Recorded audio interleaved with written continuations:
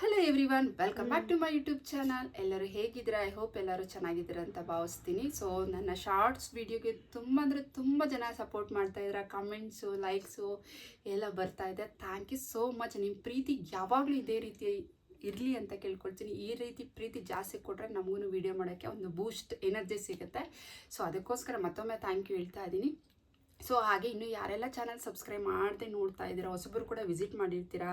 So ನಿಮ್ಗೆ ಇಷ್ಟ ಆಗಿರೋ ಶಾರ್ಟ್ಸ್ನ ನೋಡಿ ಕಮೆಂಟ್ ಮಾಡಿರ್ತೀರಾ. ಪ್ಲೀಸ್ ಹೋಗಿ ನನ್ನ ಚಾನಲ್ನ ಒಂದ್ಸತಿ ಚೆಕ್ ಮಾಡಿ, ಹಾಗೆ ಸಬ್ಸ್ಕ್ರೈಬ್ ಮಾಡಿ, ಬೆಲ್ ಐಕನ್ನ ಕ್ಲಿಕ್ ಮಾಡಿ.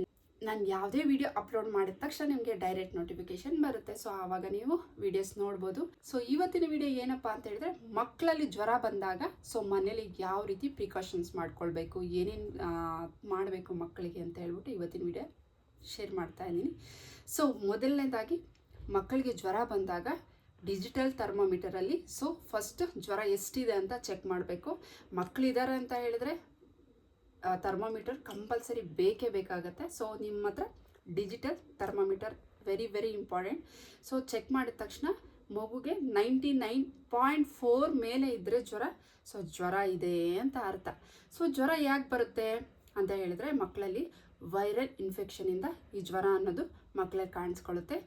ಸೊ ಜ್ವರ ಬಂದಾಗ ಆ ಜ್ವರದ ಜೊತೆ ಮಕ್ಕಳಲ್ಲಿ ಬೇರೆ ಸಿಂಪ್ಟಮ್ಸ್ ಏನಾದರೂ ಇದೆಯಾ ಅಂತ ಚೆಕ್ ಮಾಡ್ಕೊಳ್ಬೇಕಾಗತ್ತೆ. ಫಾರ್ ಎಕ್ಸಾಂಪಲ್, ಕೋಲ್ಡ್ ಇದೆಯಾ, ಕಾಫ್ ಇದೆಯಾ, ಕಿವಿ ನೋವಿದೆಯಾ, ಹೊಟ್ಟೆ ನೋವಿದೆಯಾ, ಲೂಸ್ ಮೋಷನ್ ಇದೆಯಾ, ಸೊ ಅಂತೆಲ್ಲ ಚೆಕ್ ಮಾಡ್ಕೊಳ್ಬೇಕಾಗತ್ತೆ. ಕೆಲವೊಂದು ಸತಿ ಕೋಲ್ಡ್ ಕಾಫ್ಗೂ ಕೂಡ ಫೀವರ್ ಬರುತ್ತೆ. ಬಿಕಾಸ್ ನನ್ನ ಮಗಳಿಗೆ ಜಾಸ್ತಿ ಕೋಲ್ಡ್ ಕಾಫ್ ಬಂದರೆ ಫೀವರ್ ಖಂಡಿತ ಬರುತ್ತೆ ಆ ಥರ. ಸೊ ಅದಕ್ಕೆ ಏನು ಮಾಡಬೇಕು ಅಂತ ಹೇಳಿದ್ರೆ, ಪ್ಯಾರಾಸಿಟಮಲ್ ಸಿರಪ್ನ ಅಥವಾ ಡ್ರಾಪ್ಸ್ನ ನಿಮ್ಮ ಮಕ್ಕಳಿಗೆ ಅವ್ರ ವೆಯ್ಟ್ ಅನುಗುಣವಾಗಿ ಡಾಕ್ಟರ್ ಸಜೆಸ್ಟ್ ಮಾಡಿರ್ತಾರೆ. ಸೊ ಅದ್ರ ತಕ್ಕಂಗೆ ನೀವು 6 hours ಒನ್ಸ್ ಮಕ್ಕಳಿಗೆ ಪ್ಯಾರಾಸಿಟಮಲ್ ಸಿರಪ್ನ ಹಾಕ್ತಾ ಬರಬೇಕು.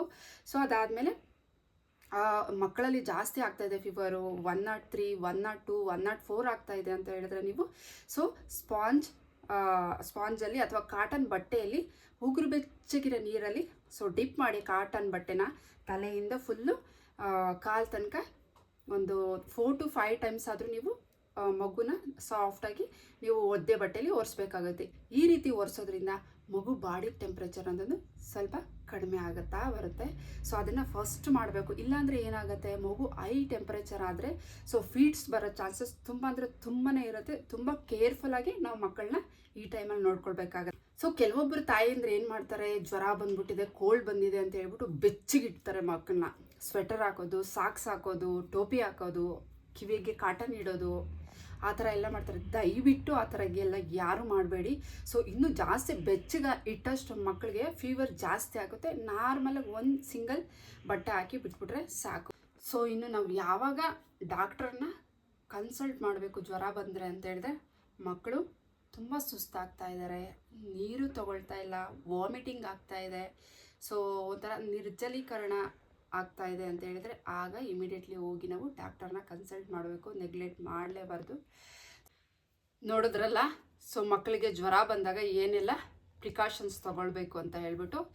ಸೊ ಇಷ್ಟೇ ಗೈಸ್, ಈ ರೀತಿ ಮಾಡಿ ಖಂಡಿತ ನಿಮ್ಮ ಮಕ್ಕಳಿಗೆ ಯಾವುದೇ ತೊಂದರೆ ಆಗೋದಿಲ್ಲ.